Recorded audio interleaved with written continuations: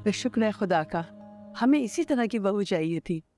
अब तो लगता है कि अब हमारी तलाश खत्म हो गई है। अरे बस भाभी, अल्लाह की करम नवाजी है कि मेरी और हमायूं की दोस्ती मिलकर 30 साल पुरानी दोस्ती अब रिश्तेदारी में बदल जाएगी। बदल जाएगी? क्या मतलब? बदल चुकी है। अस्सलाम वालेकुम। वालेकुम अस्सलाम। माशाल्लाह माशाल्लाह, भाई बिल्कुल चांद सूरज की जोड़ी है ये तो। अल्लाह ताला नजर बस से महफूज रखे। आमीन। बेटा, शादी को कितना अर्सा हो गया है?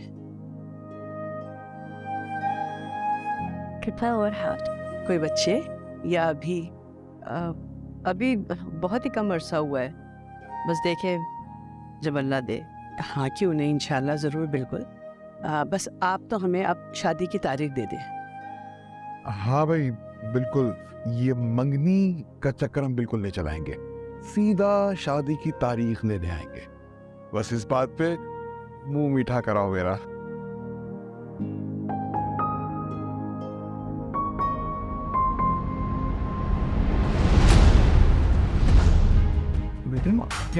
अस्सलाम वालेकुम।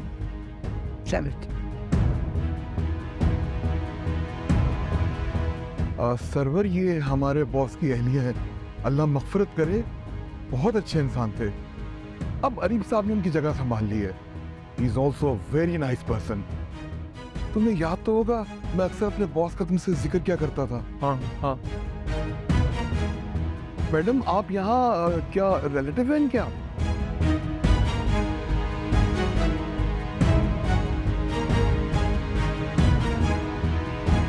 मुझे दरअसल इनसे ज़रूरी काम था। मैं तुमसे बाहर जाके बात कर सकती?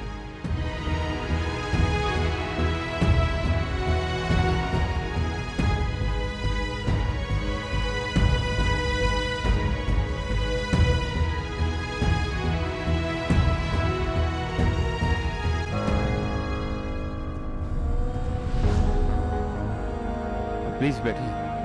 बैठो।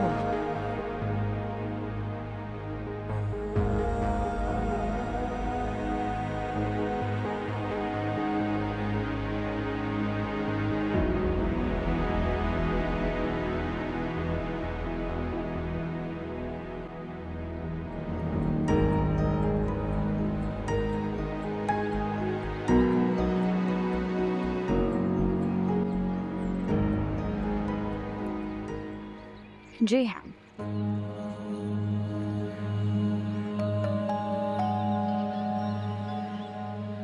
ये क्या है? ये ब्लैंक चेक है, इस पे जो रकम चाहो लिख लो, मुझे कोई फर्क ना पड़ता। क्या कहना चाहती हो? साफ साफ है। कीमत है तुम्हारी। किस चीज की? मेरे बेटे का पीछा छोड़ने की।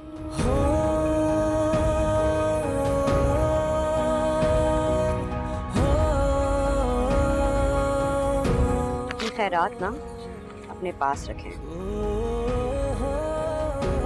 आज तक सिर्फ सुना था कि अमीर लोगों के सीने में दिल नहीं होता, आज देखती लिया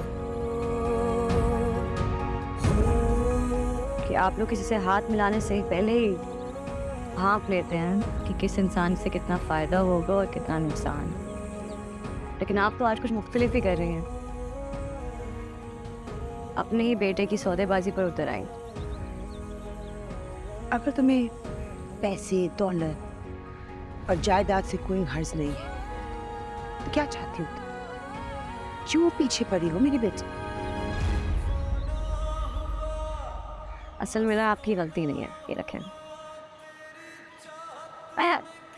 आपकी गलती नहीं है। आप जैसे जो लोग होते हैं ना, उनकी पूरी ज़िंदगी पैसों के इर्द गिर्द ही रिवॉल्व करती है। तो आप लोग रिश्तों को भी बिजनेस समझते हैं, एक डील की तरह समझते हैं। फिर बेशक आप सौदा अपने बेटे का ही क्यों ना कर रहे हो। मैं तुमसे बहस नहीं करना चाह रहा।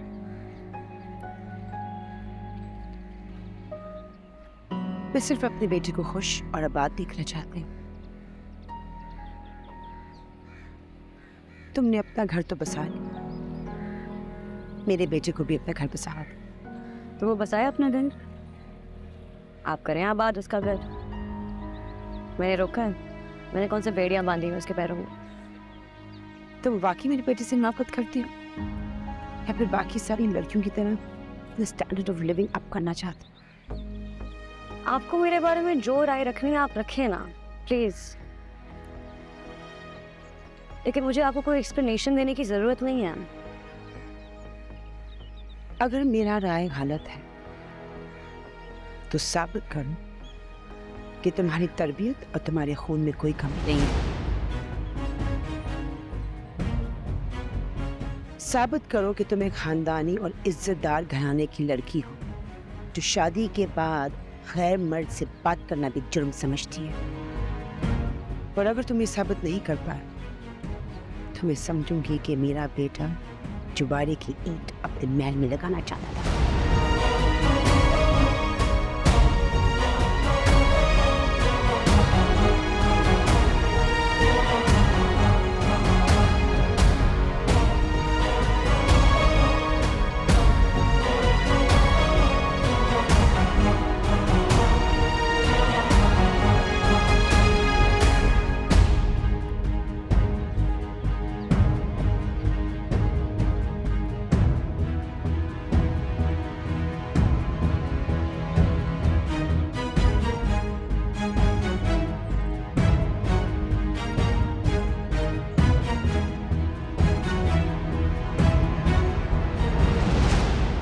कमाल है यार, तुमने कभी जिक्र ही नहीं किया कि रेहान साहब से तुम्हारे फैमिली टर्म्स हैं।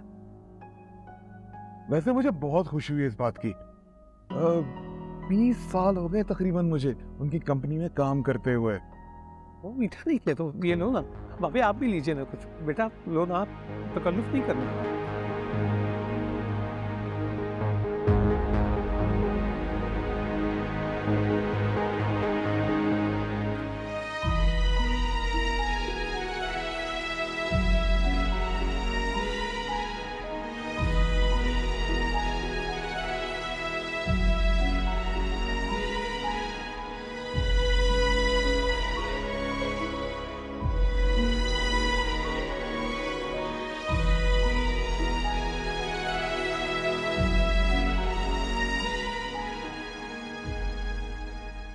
मैं तो हैरान हूँ, हिम्मत कैसे हुई इस औरत को हमारी दहलीज पे कदम रखने की?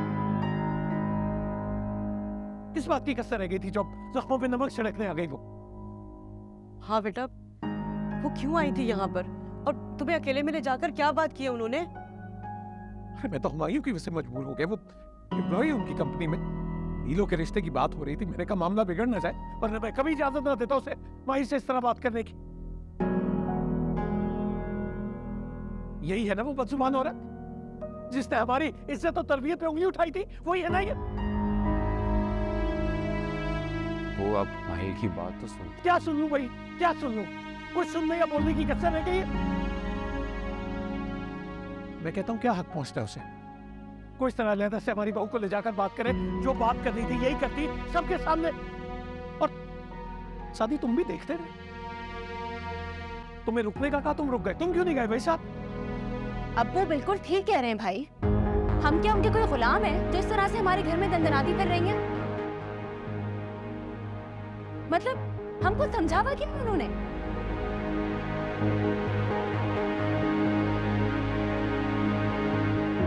माफी मांगने आई थी।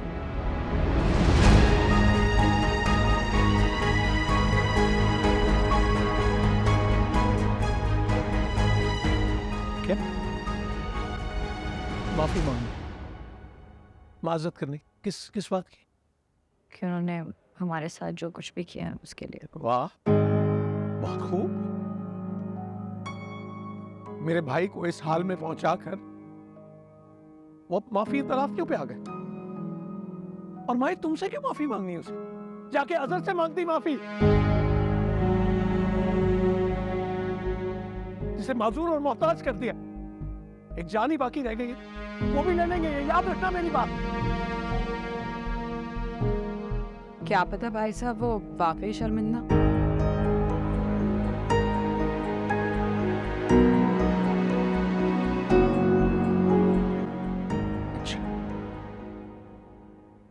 तो तुम्हारा क्या ख्याल है रफिया?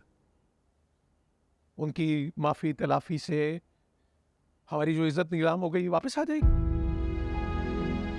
जो दुनिया भर में तमाशा लगा, जो इज्जत के जनाजे उठाए, क्या करें? गले लगा ले उन्हें, क्या करें? वैसे उन्हें यहाँ आने की जरूरत क्या थी? हमारी कोई रिश्तेदारी नहीं है उनसे, क्यों आ जाती है बार बार वो यहाँ पर? और हमें कोई जरूरत नहीं उनकी माफी तलाफी की। अनीशा, मैं मान ही नहीं सकता। ऐसे बदजुबान और मुतकब्बिर लोग जो हैं, ये किसी से माफी मांग ही नहीं सकते। अरे सर भी नहीं है इनका। यकीनन कोई साजिश है। मेरी बात कान खोल के सुननी। माहिर को उस खानदान के साए से भी दूर रखो। ये बड़े जालिम लोग हैं, ये। दूर रखो इसे।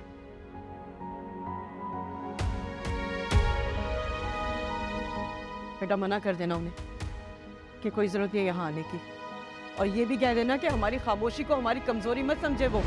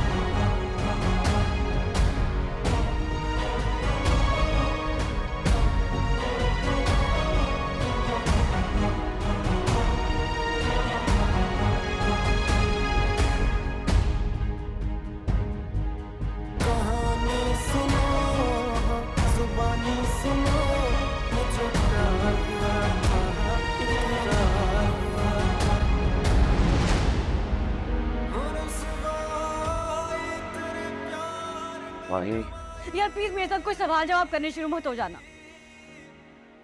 पहले तो भी आदत लगाई है, जब लगाऊंगा।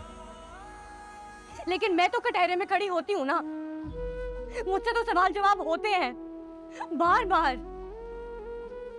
मेरा ही कसूर होता है। चाहो बैठो मेरे साथ। नहीं छोड़ दो यार, अकेले छोड़ दो थोड़ी देर। नहीं छोड़ सकता अकेले। तुम्हें लड़ना है ना, मुझसे लड़ो, खुद से मत लड़ो।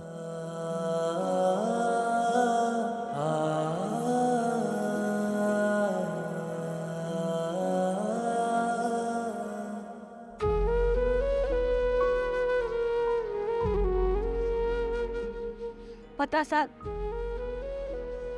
बचपन में ना जब लोग आते थे और बाबा वो कहते थे कि क्या आपकी एक ही औलाद है, बेटी है,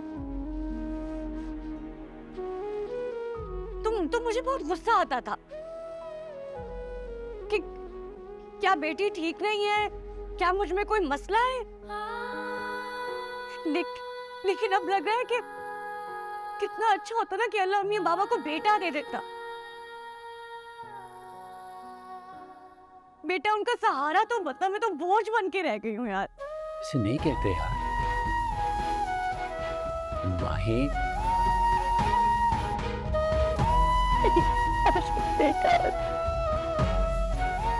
ऐसे नहीं सोचते।